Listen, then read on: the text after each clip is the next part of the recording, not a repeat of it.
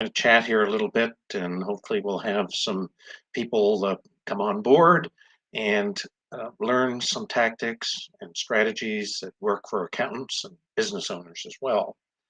And this is my first live event on LinkedIn, and so bear with me if I have a couple of technical glitches, but most certainly would look forward to hearing your comments or watching the replay after we've gone through this event.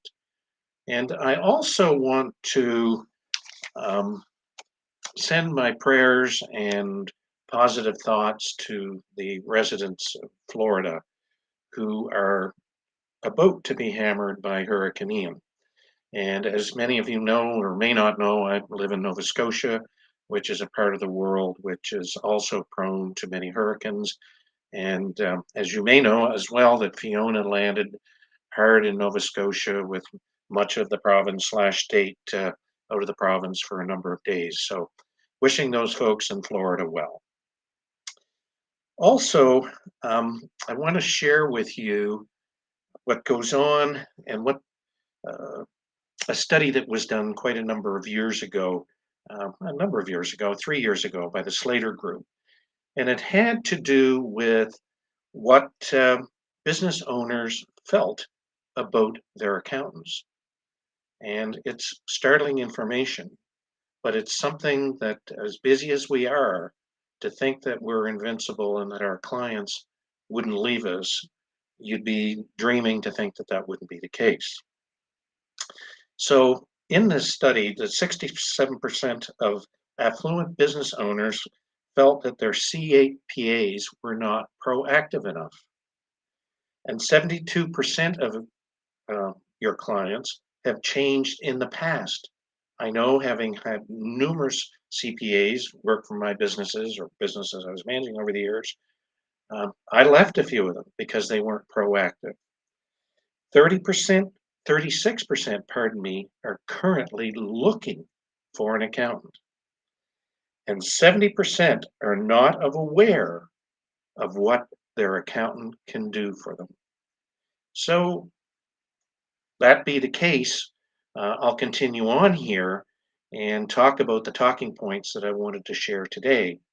But before I do that, I will put in the comment section after this, but also anybody that comes on live, that my booking calendar, if you'd like to speak with me, learn more.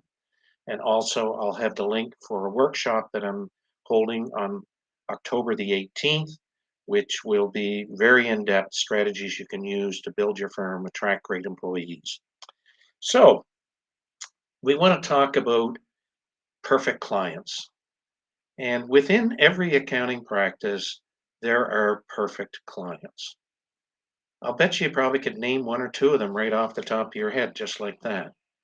But have you gone through the exercise? And I'm a big believer in Pareto's principle. Yes, the 80-20 rule, that 80% of your income in your firm likely comes from 20% of your customers.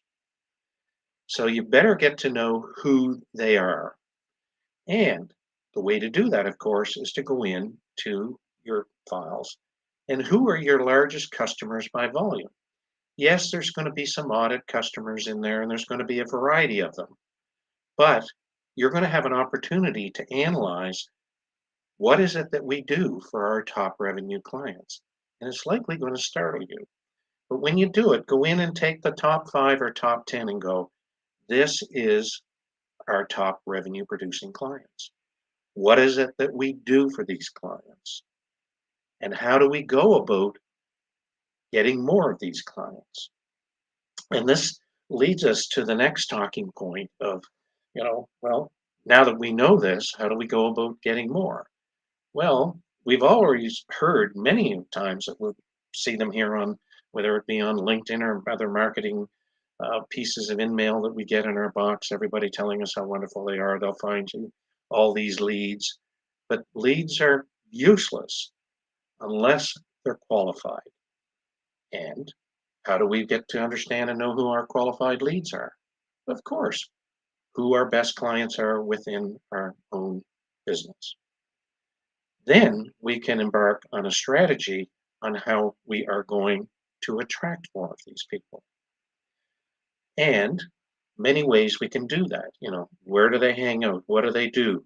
What are the social channels that we are? What is the messaging that you need to use to attract those ideal clients?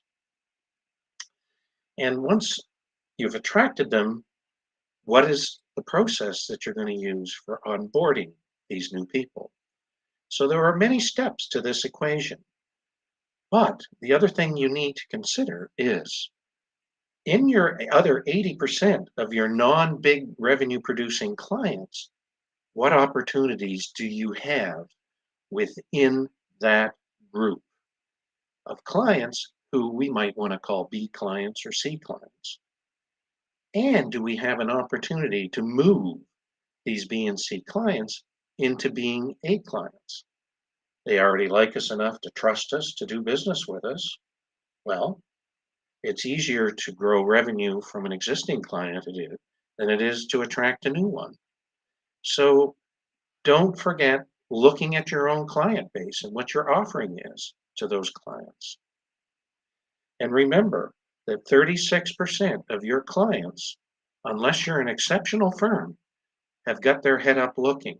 So we need to be speaking with them. We need to be talking with them on how we can do this. So once we've attracted them, what do we do next? We talked about what's the language that you use, what's the onboarding process, and not we do taxes, we do audits, we do 98% of the accounting firms out there, that's what they're selling. And if you want to attract good clients, you need to share what the outcome is if they come and work for your firm. It was amazing. I was communicating with an accounting firm in the Western US a couple of weeks ago. And if you're ready for this, they actually sold their tax practice. They get out of the tax business. And this is a CPA firm that is busy beyond belief because they're helping their clients become stronger and not just doing their taxes and audits. So you can make it without being in the tax and audit business. But again, it's attracting the clients that you like to work with, where your strengths are, and the staff that you have to service those clients looking for this help. And what's the thing that's going to happen once we get to this point? Well, you're going to have happy clients, and happy clients are happy to share their stories. And they all want to share about their successes and how their business are growing and that their accountant helped them do it. But you can only do this if you provide value to them. And just doing taxes and audits, you are seen as a commodity. And when you're a commodity, you have to be prepared to accept what the lowest price is. And the other thing that I want to talk about in this is for all my business and accounting clients out there that are charging by the hour, I ask you this question. Do all accountants work with the same efficiency? Do some accountants get this amount of work done in an hour and another group of accountants get the work done in a half an hour? Well, guess what? You now need to have a second client that you need to fill that second half hour.